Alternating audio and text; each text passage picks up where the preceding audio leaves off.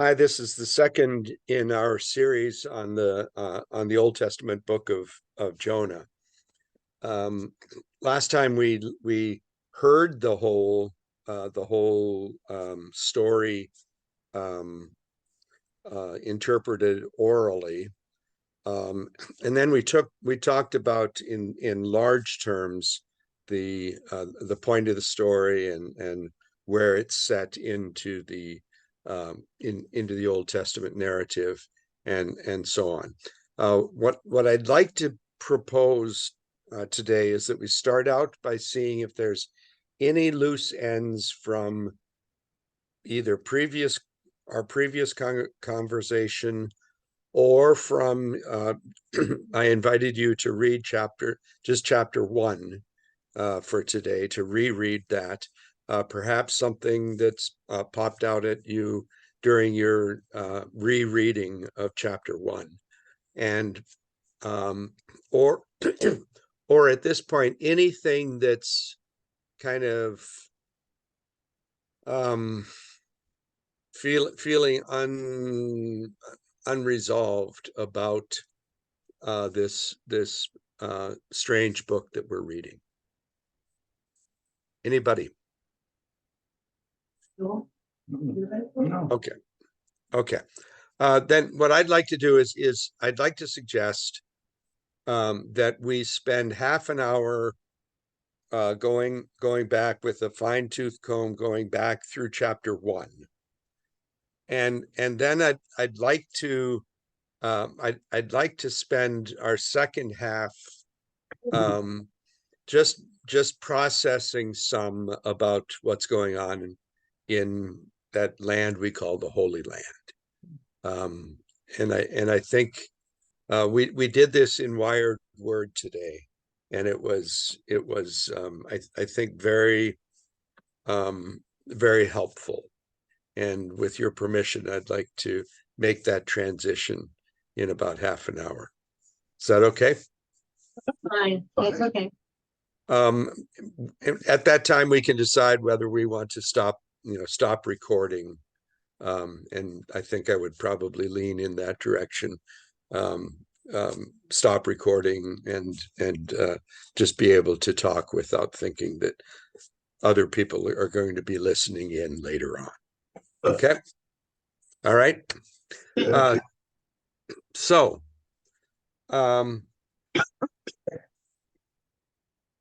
this first chapter of Jonah, what are the highlights of the chapter? Somebody just tell me. Oh, here comes Drelichars.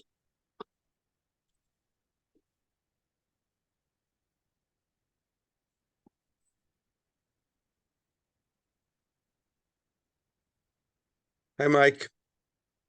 Hi, sorry I'm a little late. We're just getting started. Just a heads up, we agreed that we were going to spend just half an hour on the Bible study per se, and then spend the second half hour just kind of debriefing or whatever what's going on in the Middle East. As I said earlier, what this land we call the Holy Land, and a lot of people call the Holy Land. And I think we did this in Wired Word earlier this afternoon, and I think it was helpful for us to do some processing together. So we're going to stop the recording at that point. So we're just going to record this Bible study, and then we'll turn off the recorder and just have a conversation among us about what's going on over there. So we were just starting with, can somebody just do an overview of chapter 1 of Jonah? Well, Jonah decided he did not like to go to Nineveh, so he bought a ticket, got on the boat, and the storm came up. And interestingly, he slept through it while all the rest of them were worried about the ship going down. So they dragged him up and they cast lots to see whose fault it was. And they decided it was Jonah's fault, and they threw him overboard. Mm-hmm. he was swallowed by the big fish. Yep. And that's where the chapter ends, right? Right. Yeah. Isn't that an interesting ending? Well, also at the very end, the men offered sacrifice to the Lord and made vows. Mm-hmm. They were, you know, That's one of the things that even in my rereading of it, I was kind of surprised to see that in the midst of that storm, and they were about to die, and they were trying to figure out who's to blame and which God, which God is it that they have to appease in some way. And Jonah essentially says, and it's kind of in the text, it's I'm a Hebrew and I worship the God of the Hebrews, Yahweh. In our translation, it says Lord, but in the Hebrew, it would have said Yahweh. And what he is, the claim that he's making there is that they're all praying to gods who can't do a thing about this impending tragedy because there is only one God, and it's Jonah's God. And in the course of the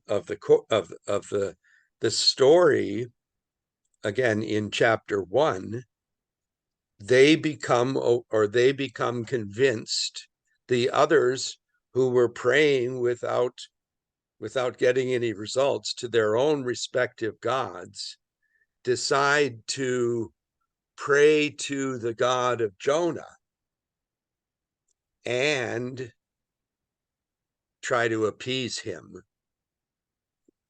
with the sacrifice of Jonah,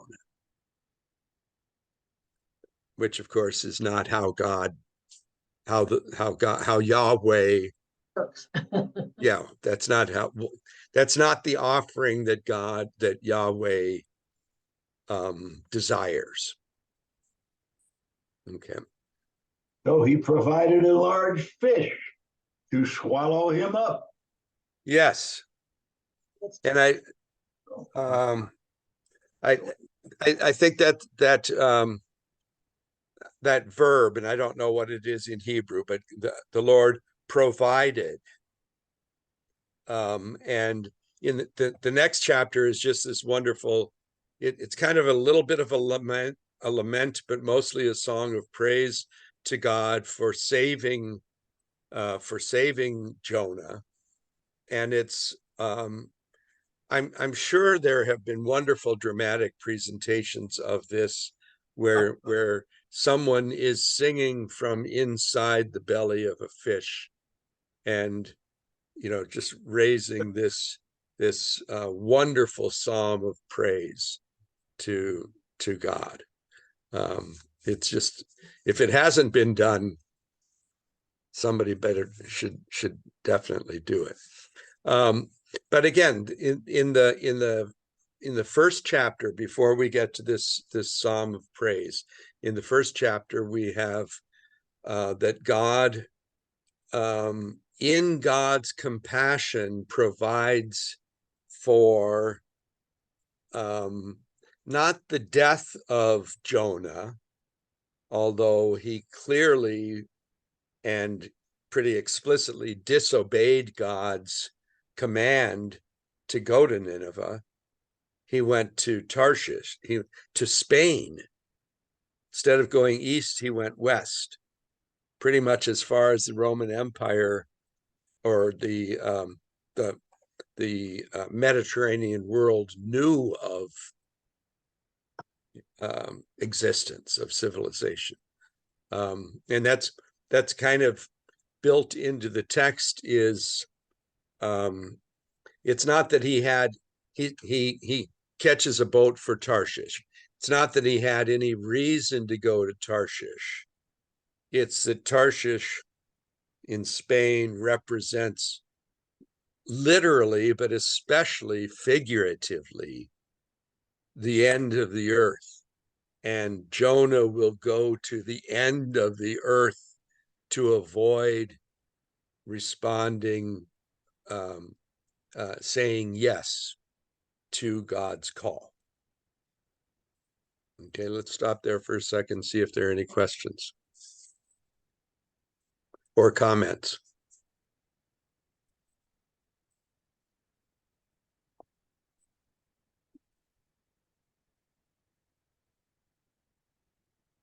I want to talk a little bit about the notion that this is, and we talked about this some last week, but I think we need to always kind of reinforce it, and that this is not a historical account. It's a dramatic. It's like Shakespeare's tragedies and comedies about the kings of England and so on. They are dramatic presentations of a story. It's kind of for the purpose of context, it's set in a particular time, but it really has no, I mean, the Jonah story works absolutely perfectly in 2020, in 2023. I mean, it would be very, very easy to, to come up with a, I sent you to Moscow, and you went to, you went to New Zealand instead, and those kinds of to get the sense of the dynamics that are going on there. Any questions? Okay.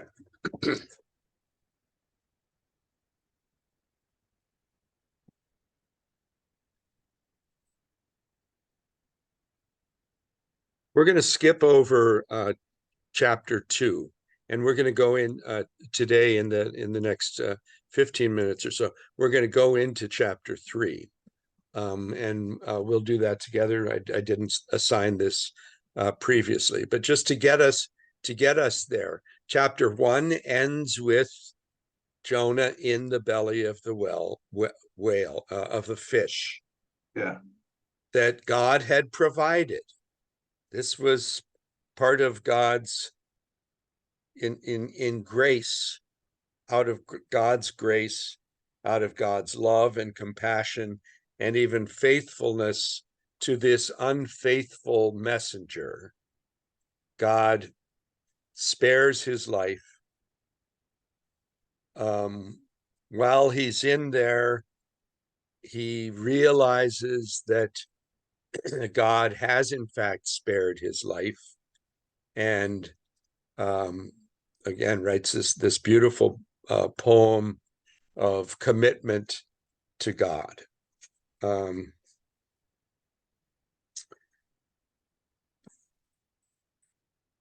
Any questions about that yet? No. Okay.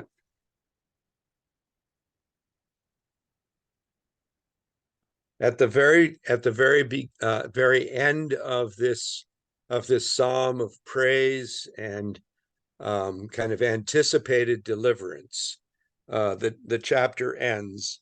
Then the Lord spoke to the fish. I love that. The Lord spoke to the fish. God speaks fish.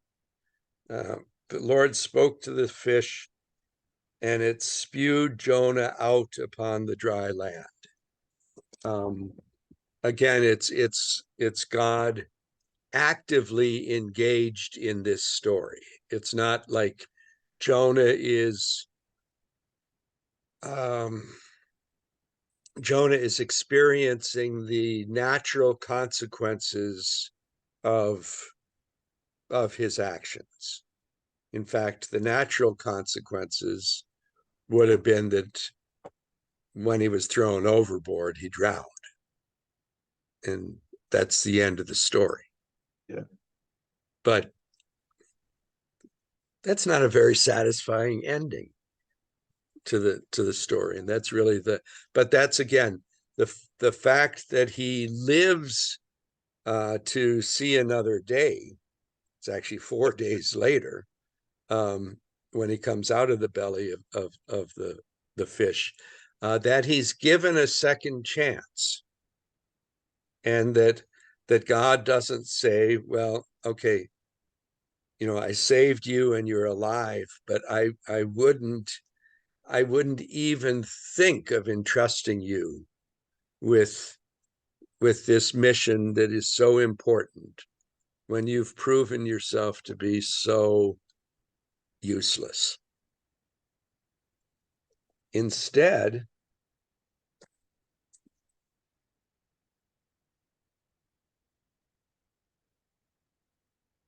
the word of the Lord came to Jonah a second time, saying, and now this is almost identical to the first time he's called, get up, go to Nineveh, that great city, and proclaim to it the message that I tell you.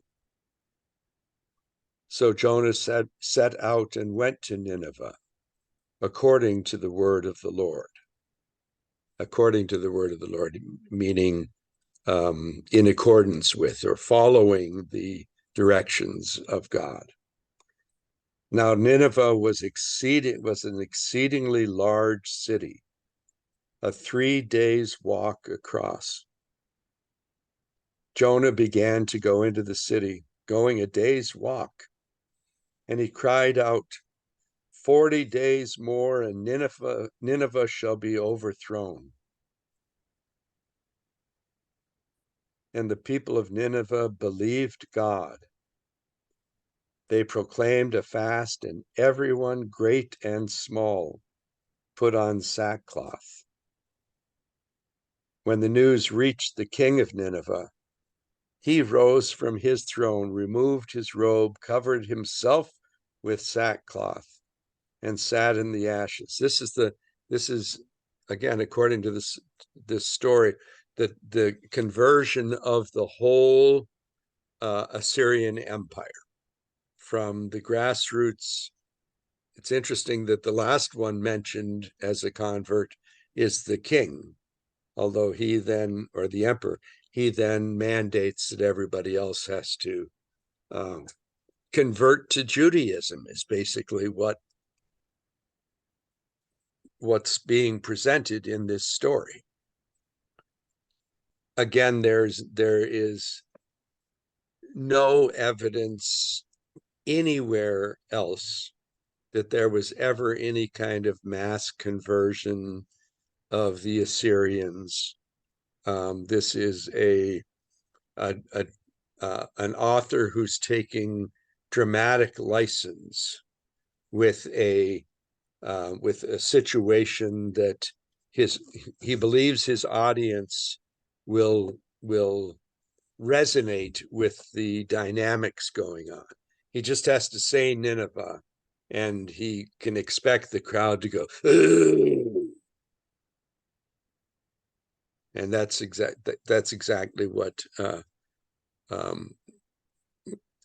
what this author is trying to develop in the story. So, Go ahead. Question: 3 Yeah. days across. Yeah. Even that's like 30 to 60 miles across. Because a day's walk is 10 to 20 miles. Yeah. Am I missing something? No, this is a very large. This is a very large city. It's large even in our standards. Yes, and it wouldn't, again. It's the author is not being bound to wait. I have a document here that tells me that the actual square mileage of Nineveh was, this, we don't have that.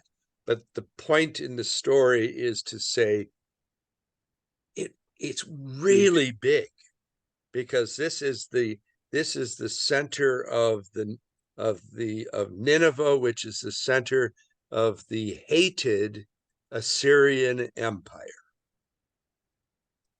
And if ever there was an enemy, at least at this time in Israel's history, if ever there was an enemy, it was the Assyrians. And so this is really the evil, the evil empire. And Nineveh, this is, I think, changing movies, I think, but Nineveh is the Death Star that's right there in the middle, that is kind of the nerve center of this evil empire. And that's who, and it's huge and it's powerful. Everybody who's reading this story is aware that they're northern cousins from the kingdom of Israel, when Israel split Israel to the north and Judah to the south. The Assyrian Empire just swallowed up Israel, the northern kingdom, and made them disappear from history. So the Assyrians were a major threat, an ongoing threat to Judah. I'm sorry. I hope you can follow what I should have a map. I need to get better at using documents on here. But it really is the evil empire, and they've been proven. They've gotten very, very close to devouring Judah. And it's to them that God sends Jonah. It's an absurd kind of setup.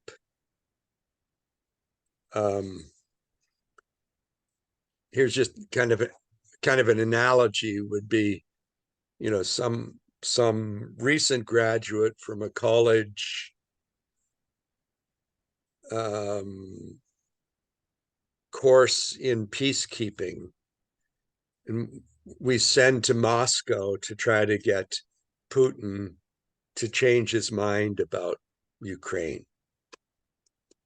I mean, that's the kind of the imbalance that this writer is trying to set up in this drama, in this story. Does that help, Tom? Yeah, I guess I was taking it too literally, just to explain that it's a big city. So Yeah, I got yeah, it. that is a I was too literal. Yeah, it is a too literal. It really is. It really is symbolic of just an enormous city. Got it. Okay. Okay, and then and that comes through in a couple of times. Both times that God calls Jonah, God says, "Go to Jonah." I'm sorry. Go to Nineveh, that great city.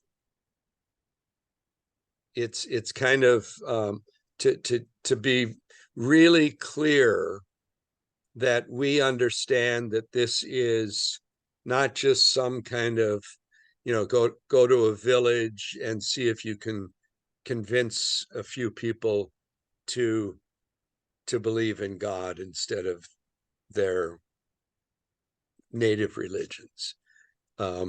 It's a really absurdly challenging call for Jonah to go up against the Ninevites, or the Assyrians.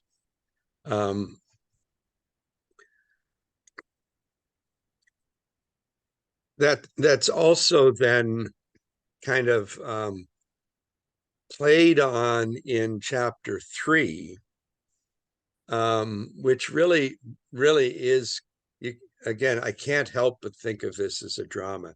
It really is act 3, and it is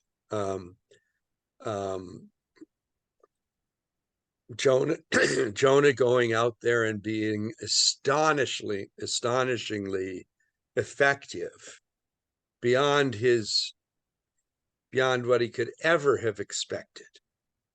And everybody from the street cleaners to the emperor hear his message and believe him and follow his command to repent and become followers of Yahweh.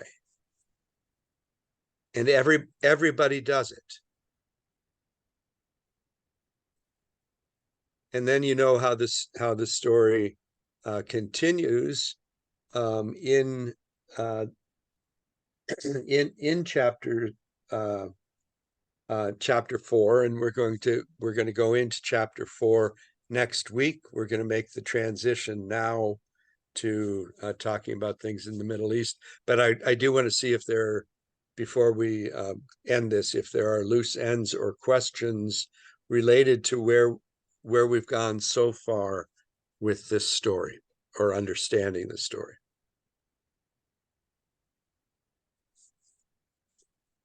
Anybody? Okay, thanks for your participation in the Bible study. And now, Joy, if you can turn off the recording.